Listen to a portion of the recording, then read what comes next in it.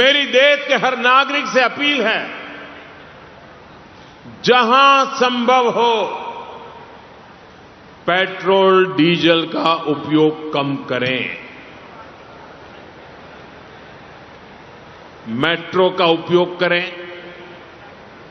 Electric bus और public transport का अधिक इस्तेमाल करें,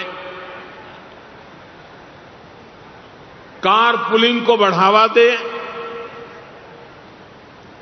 जिनके पास कार है वे एक गाड़ी में ज्यादा लोगों को साथ लेकर चलें।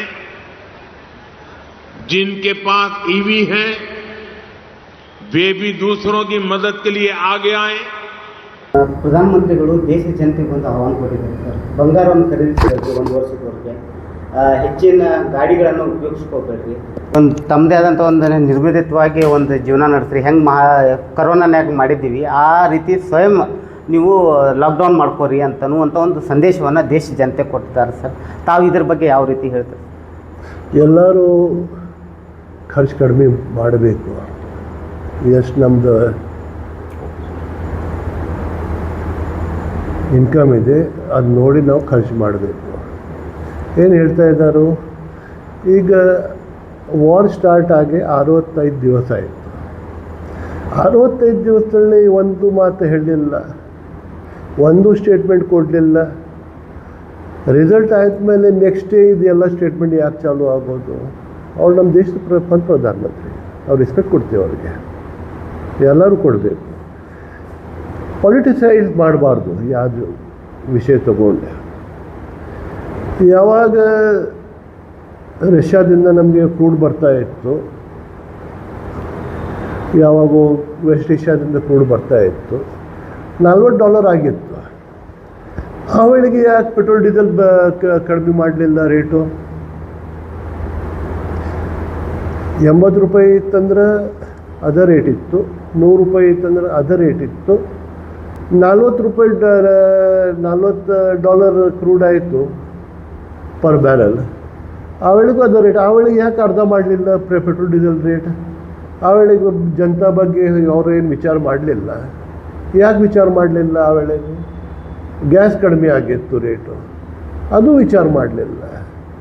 ತಾವು ಒಂದು $10 ಹೆಚ್ಚಾಯ್ದ ಮೇಲೆ ತಾವು ಇಮಿಡಿಯೇಟ್ಲಿ ಇದು ಮಾಡಬೇಕು ಅದು ಮಾಡಬೇಕು ಅಂತ ಹೇಳ್ತೀರಿ. ಅವು ಯಾಕೆ ಮಾಡಲಿಲ್ಲ? $120 ತನಕ ಹೋಗಿತ್ತು ರೇಟ್ ವಾರ್ ಸ್ಟಾರ್ಟ್ ಆಯ್ತ ಮೇಲೆ. ಈಗ $100ಗೆ ಬಂದೈತಿ. $120 ಹೋಗಿದ್ದು ಆ ವೇಳೆಗೆ ಸ್ಟೇಟ್ಮೆಂಟ್ ಕೊಡಲಿಲ್ಲ. $100ಗೆ ಬಂದಿತ್ತಂದ್ರೆ ಯಾಕೆ ಸ್ಟೇಟ್ಮೆಂಟ್ ಕೊಡ್ತೀವಿ? ಮತ್ತು ನಮ್ಮ ಸರ್ಕಾರ ಇತ್ತು, UPA ಸರ್ಕಾರ ಇತ್ತು. ಆ ವೇಳೆಗೆ ಡೀಸೆಲ್ ರೇಟ್ $60 ಇತ್ತು, ಕ್ರೂಡ್ ರೇಟ್ $90 ಇತ್ತು, $100 ಇತ್ತು. ಆ ವೇಳೆಗೆ ನೀವು ಭಾಳ ಇದು ಮಾಡಿದರು, ಸ್ಟ್ರೈಕ್ ಮೇಲೆ ಸಿಲಿಂಡರ್ ತೊಗೊಂಡು ಎಲ್ಲ ಮಾಡಿದರು. ನಾವು ಒಂದೊಂದು ದಿವಸ ಒಳಗೆ ನೀವು $1,000 ಹೆಚ್ಚು ಮಾಡ್ತೀರಿ ಗ್ಯಾಸ್ ಸಿಲಿಂಡರ್ದು.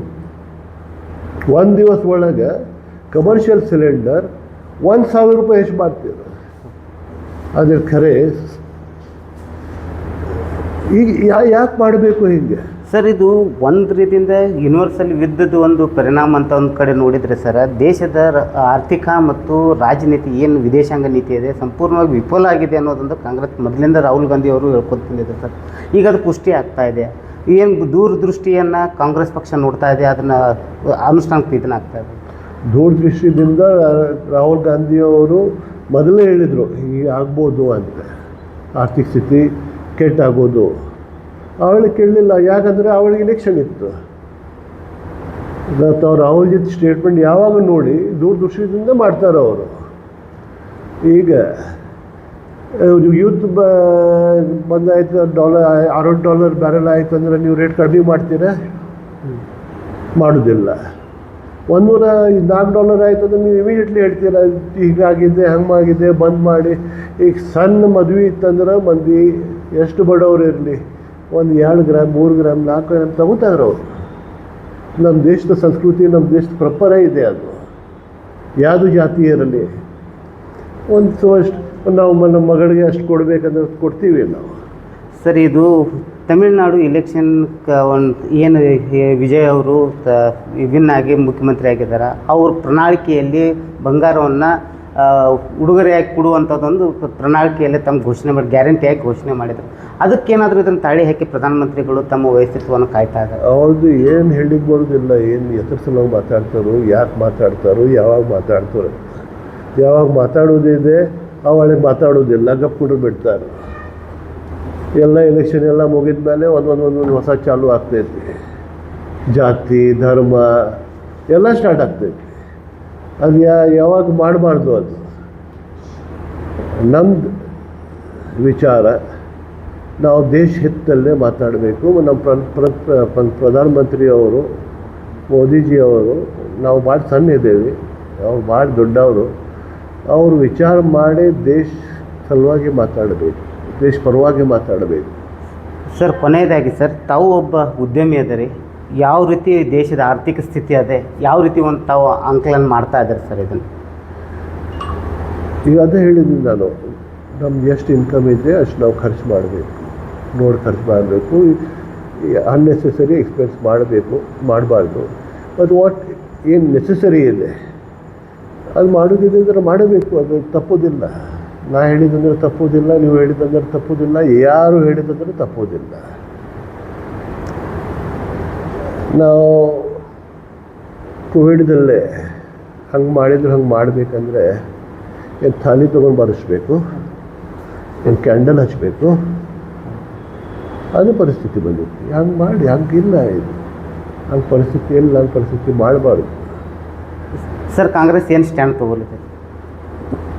ನಮ್ಮದು ಹೈಕಮಾಂಡ್ ಇದೆ, ಅವರು ಮಾತಾಡ್ತಾರೆ. ಅವ್ರು ಏನಿದೆ ಸ್ಟ್ಯಾಂಡ್ ತೊಗೊಳ್ಳೋ. ನಮ್ಮದಷ್ಟು ಏನು ವಿಚಾರಕ್ಕೂ ಪರ್ಸನಲಿ ನಾ ಹೇಳಿದ್ದೀನಿ ಅಷ್ಟೇ.